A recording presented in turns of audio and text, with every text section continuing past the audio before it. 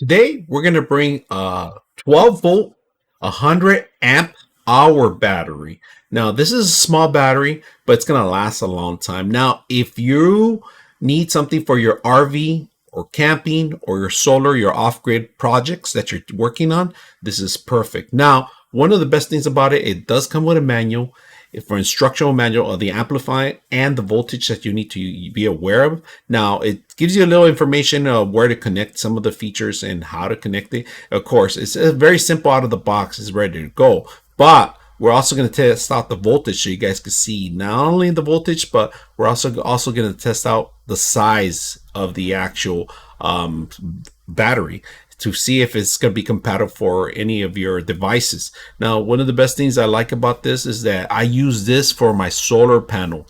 Now, in order to have this, you could have a little farm, a battery farm. Just make sure you have the proper equipment before you connect this, all right? And also one thing, a lot of people don't understand the negative and the positive. So make sure you have some sort of background on any kind of electrical, all right, work. So let's take a look at the actual size so you guys can see it, precise size from the top and the bottom. Important thing to know while we measure the actual battery.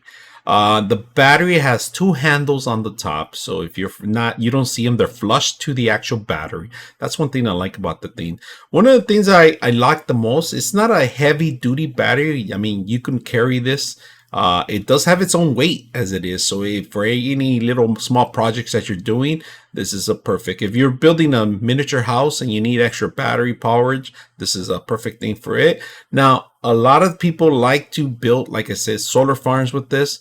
This is a great start. So if you're looking for something like this, I hope you guys enjoyed the video.